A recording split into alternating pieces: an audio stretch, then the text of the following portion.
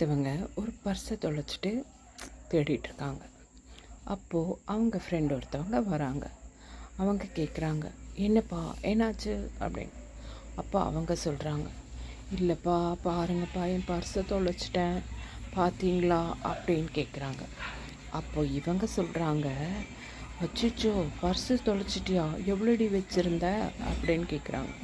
அதுக்கு அவங்க சொல்கிறாங்க, இல்லடி ஒரு 50 ருபீஸ் தான் இருந்தது அப்படின்னு.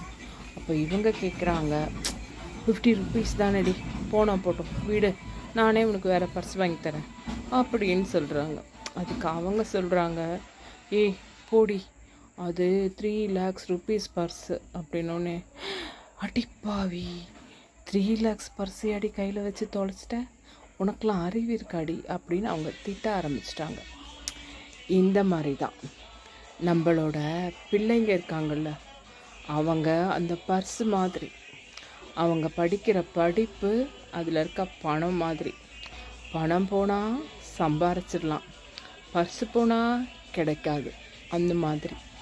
ஏன்னா சில வீட்டுங்களில் இந்த மாதிரி மற்ற பிள்ளைங்களை கம்பேர் பண்ணி, நீ ஏன் அவனை மாதிரி இல்லை, நீ ஏன் அந்த மாதிரி படிக்கலை, நீ ஏன் இவ்வளோ மார்க் எடுக்கலை, நீ ஏன் இந்த ஸ்போர்ட்ஸில் வரல, இந்த மாதிரி சிலதை மற்ற பிள்ளைங்களை கம்பேர் பண்ணி ரொம்ப பேசிக்கிட்டே இருப்பாங்க. அது தப்பு.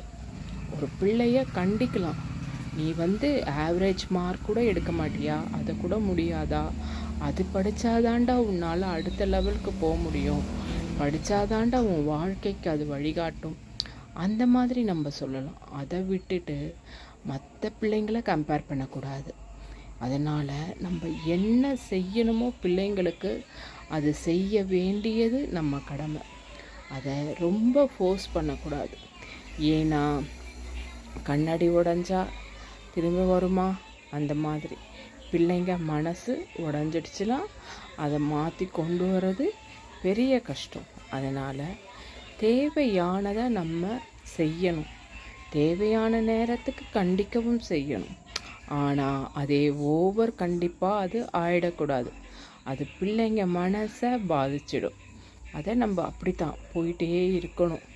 கொஞ்சம் நூல் விடணும், அந்த நேரத்துக்கு பிடிக்கணும், சில நேரங்களுக்கு பிடிக்கணும், சில நேரங்களுக்கு அரவணைக்கணும், சில நேரங்களை கண்டிக்கணும்.